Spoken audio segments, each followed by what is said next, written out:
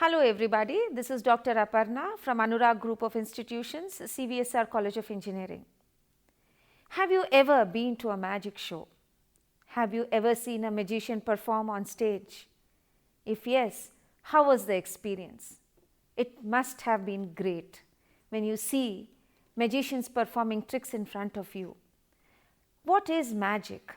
Magic is derived from the Latin word magicus. Magic manipulates reality with the help of occult power, something which is not understood by science. Magic has been there for centuries, and we have always been intrigued by the mysteries of magic. There have been many magic shows on television also. I am sure you must have seen these shows on TV. There was a famous show where the magician told everybody what lies behind his magic, what is the secret of his magic. He opens his magic to everybody and all of us to see. And then we realized, oh, how simple and how easy it is to really perform magic. India has been blessed with famous magicians. We are very fortunate to have the best magicians in the world. The most famous of them are P.C. Sarkar Senior and P.C. Sarkar Junior, both of them from West Bengal. P.C. Sarkar Jr. in the year 2000 vanished the Taj Mahal for 2 minutes. Now that is surprising. And then he also vanished the Victoria Memorial when Calcutta was celebrating its 300th year. How can anybody just vanish things like that into thin air? And that is exactly what he did. There people were standing and looking at the Taj Mahal, and for 2 minutes it was not visible to them. There was an empty horizon in front of them. And the same was the case with Victoria Memorial. People were awed, they were surprised, they were bewildered. How can anybody perform a trick like that? Now tell me, what kind of clothes do magicians wear? Yes, they wear black coats, black pant, a bow tie, dress that has big, large pockets wherein they can hide things, is it not? Every magician wears a black dress which has big pockets, and he also hides things up his sleeves. The lesson that we are going to read is something about that, and I am sure you are going to really enjoy that. Have you heard of the famous Indian rope trick?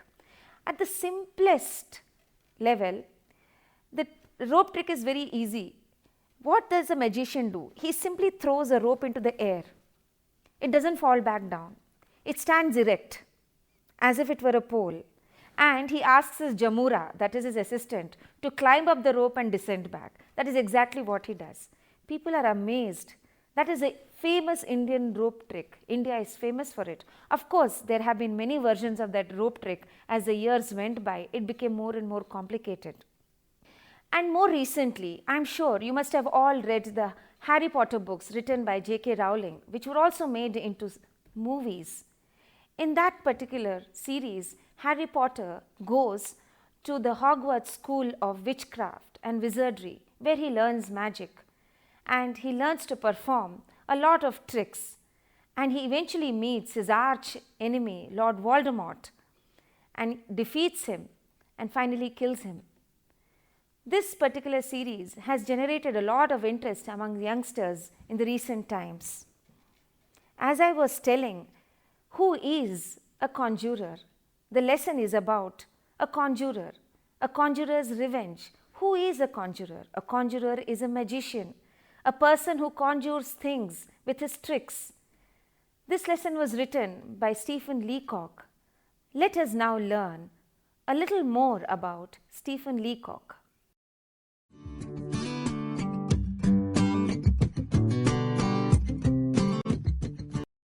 Stephen Leacock Butler was born on 30th December 1869.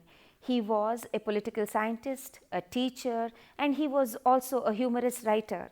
In the early part of the 19th century, he earned a name as a famous humorist, perhaps the only one in the English-speaking world. To supplement his regular income, Stephen Leacock started writing fiction, short reports. His stories were published in magazines in America as well as Canada. He became extremely popular around the world. Stephen Leacock wrote a lot of non-fiction, but he became famous for his humorous works. His first collection of humorous stories appeared in the year 1910 under the title Literary Lapses.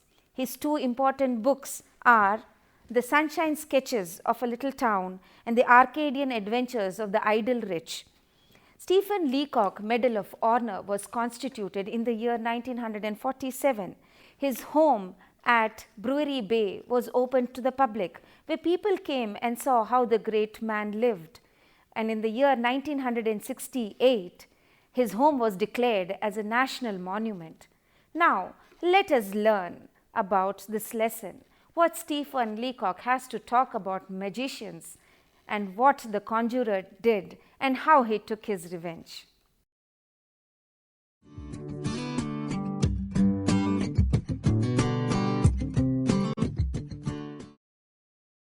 The story starts with the conjurer or the magician performing his tricks on the stage. There is a whole lot of audience sitting right in front of him, and he is trying to impress his audience. He says, the first thing I'm going to do is to conjure a bowl of goldfish from an empty cloth. And he takes an empty cloth, and from that empty cloth he brings out a bowl which is full of goldfish. Everybody is amazed, stupefied, and in wonder. How did he manage to do that? How did he manage to do that? But then, right in the front row in the audience is a man who is quick to give his comments. Stephen Leacock calls that man the quick man because, as I said, he is very quick in commenting on what the conjurer was doing. The moment he conjures a bowl of goldfish, this man whispers to the audience around and he says, he had the bowl of goldfish up his sleeve. Now, everybody looks at him and they start wondering, did this man really have a bowl of goldfish up his sleeve? The conjurer is a little perturbed, and then he says, now ladies and gentlemen, I am going to perform the famous Hindustani trick. Do you see these rings? Now I am going to join these rings together with at one go, and exactly he takes the 7 rings, says abracadabra, and the rings join into a chain. The moment he does that, everybody in the audience are surprised. How did he do that? How did he do that? How did he manage to do that? But then the quick man is very quick to retort and he says, oh, that's not a trick. I'm sure he has a set of joint rings up his sleeve. Now, the conjurer is really worried because his reputation starts sinking and the audience are believing what the quick man says. And then he turns to the audience and says, my dear sir, will you please give me your hat? One gentleman from the audience gives him the hat and he says, now I am going to extract 17 eggs from this hat, and he starts extracting the eggs. Everybody is amazed. How can he extract eggs from an empty hat? They are surprised and they are in wonder. What a great magician. He is performing such great tricks. But the quick man says, don't worry. He has a hen up his sleeve. Now the magician is really angry. He is really irritated. He keeps performing the tricks. He thinks, okay, I should not bother about the quick man. He keeps performing his tricks, but every trick that he performs is undermined by the quick man. The quick man says he has a loaf of bread up his sleeve. The quick man says he has a cradle up his sleeve. He has a guinea pig up his sleeve. Any trick that was performed was undermined. I am sure all of you must have faced a similar situation.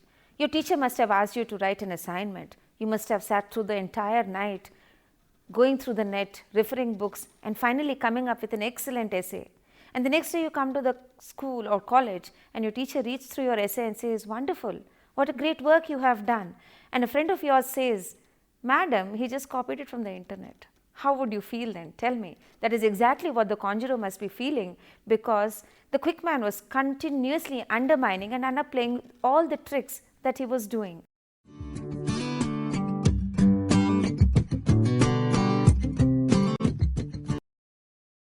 As I was telling, the quick man was making fun of the conjurer and the magician. He kept telling the audience that all the tricks that the magician was performing on the stage were up his sleeve.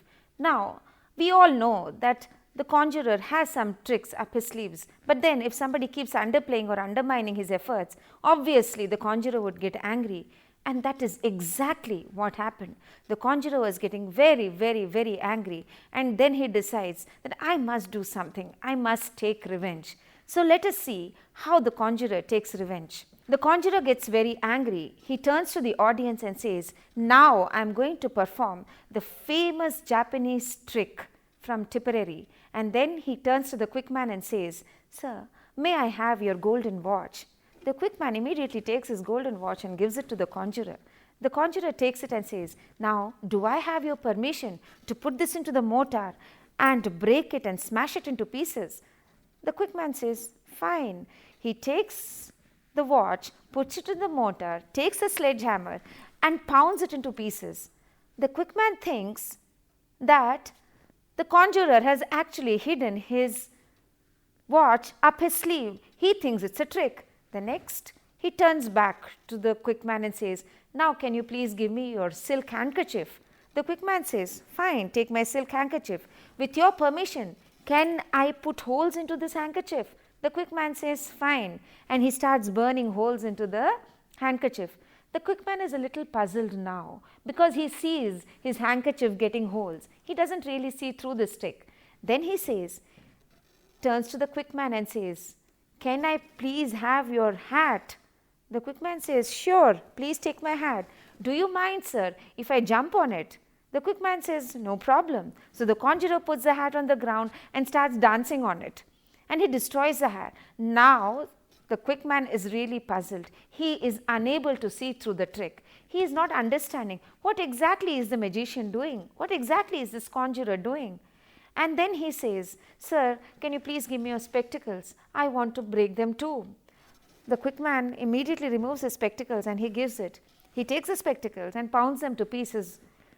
The quick man is really, really puzzled and he's wondering. He's unable to understand the trick at all.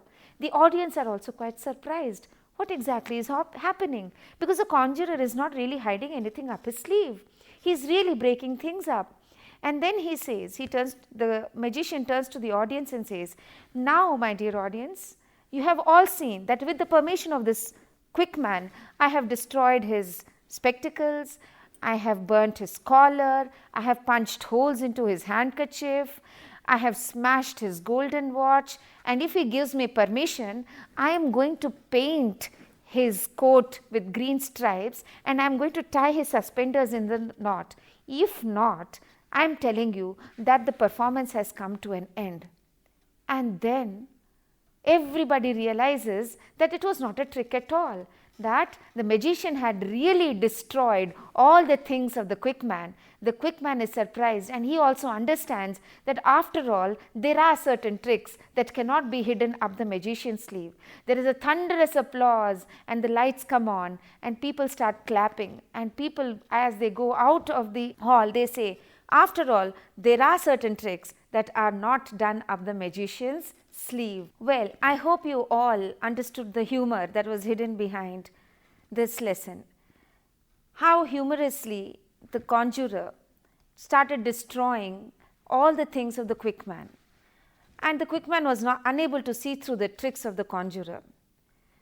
Those who read this lesson would understand that there is a hidden humor in it. And that is what Stephen Leacock is famous for his humorous stories.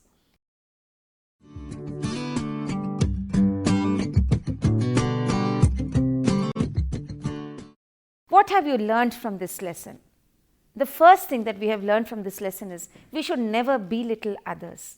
We should never undervalue others. We should always realize that every human being is unique and has unique capabilities and abilities.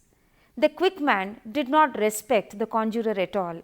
He kept on belittling him. Any magic that the conjurer was performing, he started belittling it. He started downgrading it. He started telling that all the tricks that the conjurer was performing were up his sleeve.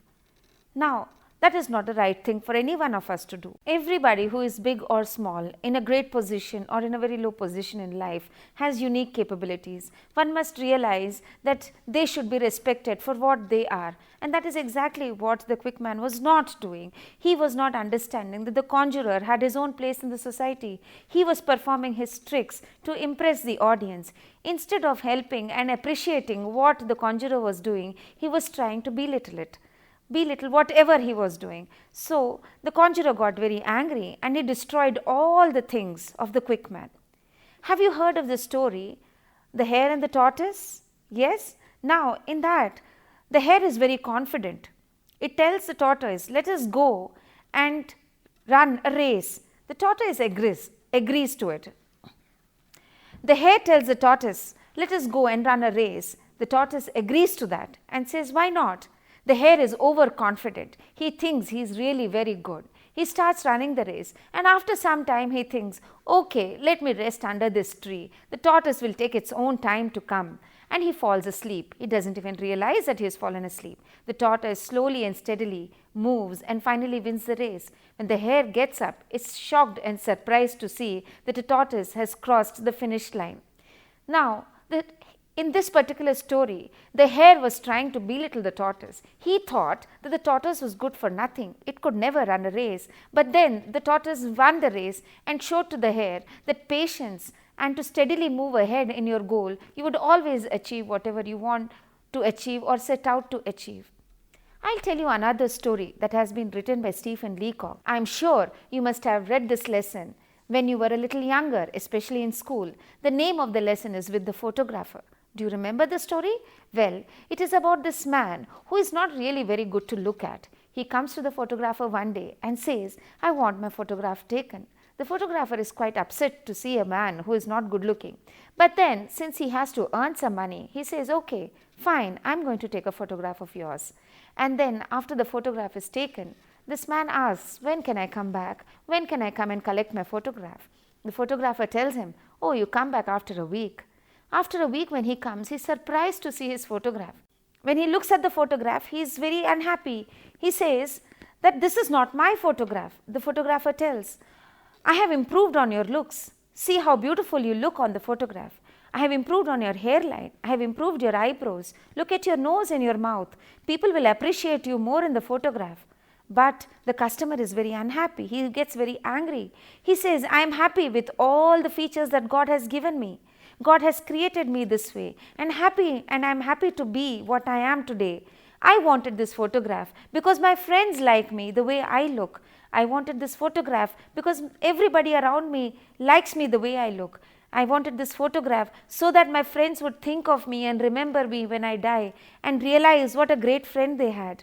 So, what was the photographer trying to do? He was again trying to belittle the customer. He was trying to tell him that he was not good looking at all, and that by touching up his photograph, he wanted to make him look more beautiful. But that is not what the customer wanted. The customer knew that he was not good looking, but he also knew that he was a good human being and his friends loved him for what he was, and he wanted that particular photograph so that his friends remembered him after his death by looking at his photograph. What does this lesson teach us? The lesson teaches us just that we should learn to respect, we should learn to honor, we should learn to appreciate all the qualities of the other person. Every human being is unique. We should learn to appreciate that uniqueness, and if we don't do that, then we have to face the consequences, just like the quick man faced. All his things were destroyed by the conjurer. I hope you enjoyed listening to this lesson as much as I enjoyed teaching you. Thank you very much.